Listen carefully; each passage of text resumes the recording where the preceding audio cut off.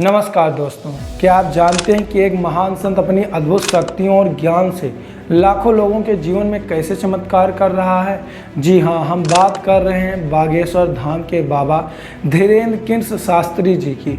आज के इस वीडियो में हम लोग जानेंगे उनके कुछ ऐसे चमत्कारिक किस्से जिनसे उनकी लोकप्रियता और भी बढ़ गई है। साथ ही साथ जानेंगे उनके जीवन से जुड़े विवाद और उन पर लगे सवालों का सच। अगर आप भी इनके चमत्कारों के बारे में जानना चाहते हैं तो इस वीडियो को अंत तक जरूर देखें।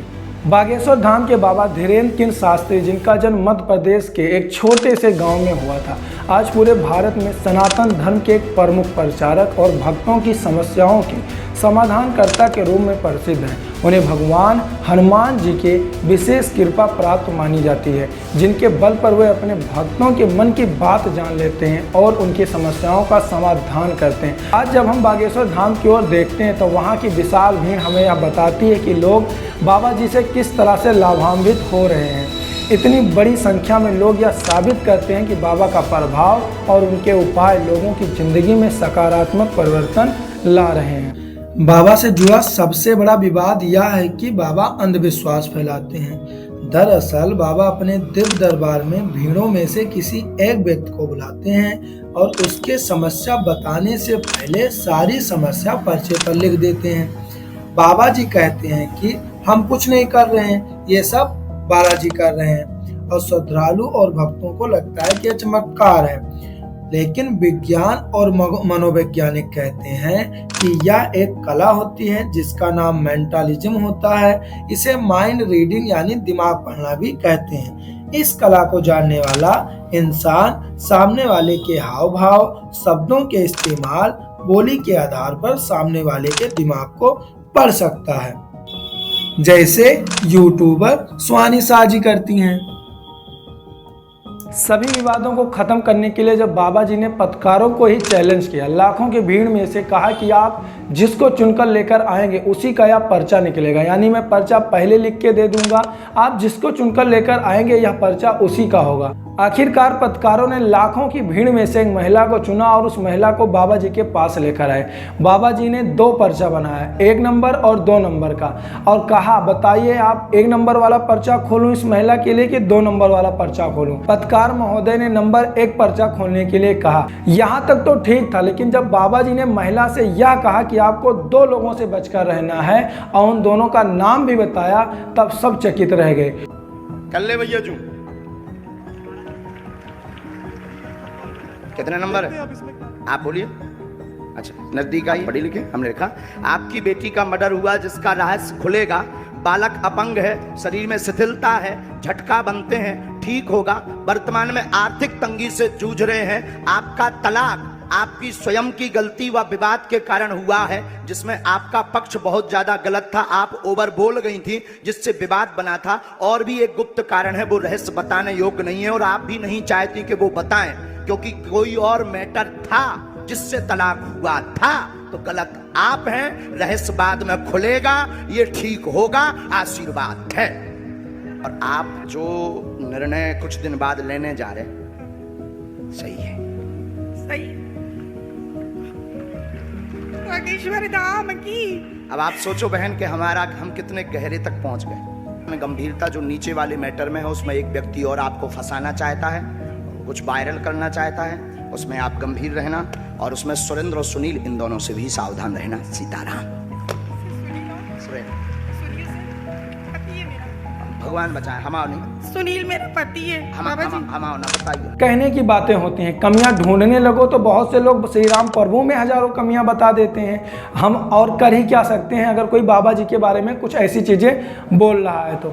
अब बाबा के चमत्कारों की कहानियां और भी हैं। उत्तर प्रदेश में रहने वाले पवन मिश्रा जी बाबा जी के दरबार में अपनी पारिवारिक समस्याओं का समाधान ढूंढने आए थे। उन्होंने बताया कि बाबा ने बिना कोई सवाल किए उनकी समस्याओं का समाधान बता दिया। और पवन मिश्रा जी ने जब जब बाबा के बताए उपाय किए तो उनका पूरा परिवार सुखी और खुशहाल हो गया। सुनीता शर्मा दिल्ली, उन्होंने बताया कि उनका बेटा गंभीर बीमारी से जो है ग्रसित था और परेशान होकर वो बाबा जी के पास आई थी। बाबा ने उनके बेटे के बीमारी को देखकर बिना कुछ पूछे उन्हें उपाय बताया और कहा कि भगवान हनुमान की कृपा से उनका बेटा स्वस्थ हो जाएगा। सुनीता शर्मा ने बताया कि कुछ ही समय में उनके बेटे की तबीयत में सुधार होने लगा और वह पूरी तरह से ठीक हो गया। जब हम बाबा धीरेन्द्र किंज शास्त्री की बात करते हैं तो हमें यह समझना चाहिए कि एक महान संत हैं जो अपनी अद्भुत शक्तियों और ज्ञान से लाखों लोगों की समस्याओं का समाधान कर रहे हैं। एक 26-27 साल का युवा जो न केवल अपने अनुभवों के आधार पर लोगों को सही मार्ग दिखा रहा है बल्कि उन्हें रोजगार भी दे रहा है। आज जब उनके दरबार में इतनी भारी भीड़ लगती है तो यह स्पष्ट है कि लोग उनके चमत्कारों और शिक्षाओं से किस तरह प्रभावित हो रहे हैं। अगर लोगों को फायदा हो रहा है तो फिर कुछ लोगों को उनकी उपस्थिति से समस्या नहीं होनी चाहिए।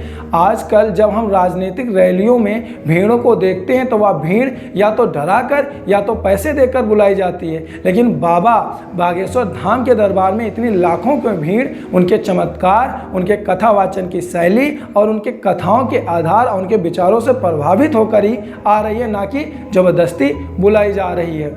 लोग यहाँ अपने दिल की बात करने और समस्याओं का समाधान खोजने के लिए आते हैं और कुछ लोग बाबा के चमत्कारों और विचारों से प्रभावित होकर सकारात्मक बदलाव महसूस कर रहे हैं।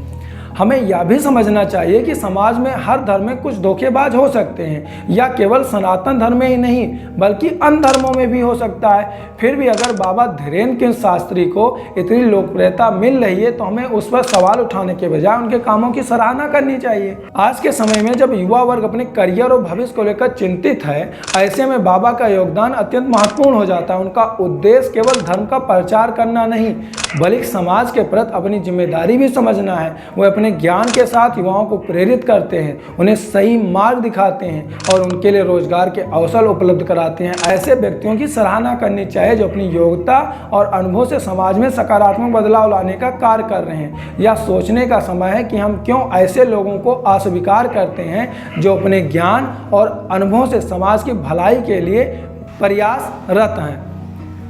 बाबा धीरेन्द्र किंज शास्त्री सनातन धर्म के सिद्धांतों को लोगों तक पहुंचाने के लिए पूरी तरह समर्पित हैं। वो अपनी कथाओं में धर्म, भक्ति और कर्म के महत्व को सरल और समझने योग्य भाषा में प्रस्तुत करते हैं ताकि लोग उनसे अपने जीवन में आत्मसात कर सकें। उनका मानना है कि जब हम अपनी संस्कृति और धर्म से जुड़े रहेंगे तभी हम एक सच्चे अर्थों में जीवन का आनंद ले सकते हैं। इसलिए दोस्तों, बाबा धीरेन्द्र किंज शास्त्री का जीवन हमें सभी के लिए प्रेरणा का स्रोत है। उनका यह काम साबित करता है कि वह अपने ज्ञान और क्षमता से किसी भी समस्या का सामना कर सकते हैं और समाज को दिशा दे सकते हैं। जब हम इतनी बड़ी संख्या में लोग बाबा की ओर आकर्षित हो रहे हैं तो यह दर्शाता है कि वो वास्तव में समाज में बदलाव ला रहे हैं। हमें उनकी सराहना करनी चाहिए और उनके प्रयासों का समर्थन करना चाहिए, क्योंकि जब हम एक दूसरे के सहयोग को करते हैं तभी समाज में सकारात्मक परिवर्तन आता है और परिवर्तन लाना संभव है। अगर कोई भी परेशान व्यक्ति बाबा के पास जाता है और बाबा उनको सांत्वना देते हैं और उन्हें विश्वास दिलाते हैं कि वह उनकी समस्या को दूर हो जाएगी और वो समस्या दूर भी हो जाती है, तो इसमें बुरा ही क्या है।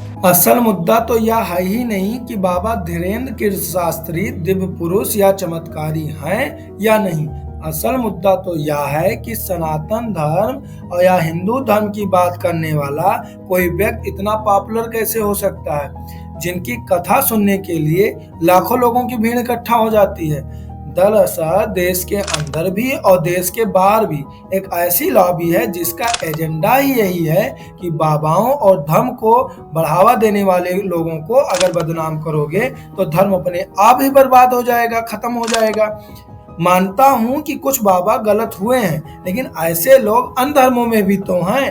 अखबार उठाकर देख लो, ऐसे बाबा जिनके प्रचार प्रसार आपको अखबार में मिल जाएंगे जो शर्तिया इलाज करते हैं, और आपको यह भी पता चल जाएगा कि किस धर्म में सबसे अधिक है। ये लोग तो महाराज प्रेमानंद को भी बुरा भला कह देते हैं कि बाबा होके युवाओं को ऐसी बातें बताते हैं। बनाऊंगा इस पर भी पूरा का पूरा एक वीडियो बनाऊंगा। सदगुरु के ऊपर सदगुरु को बदनाम करने के लिए एजेंडा चलाना इन लोगों को अपना परम कर्तव्य लगता है। अगर आपको यह वीडियो पसंद आया है तो इसे लाइक करें, शेयर करें और सब्सक्राइब करना ना भूलें। आपके विचार हमारे लिए महत्वपूर्ण हैं। चलिए मिलकर एक सकारात्मक सोच का निर्माण करें। जय श्री राम।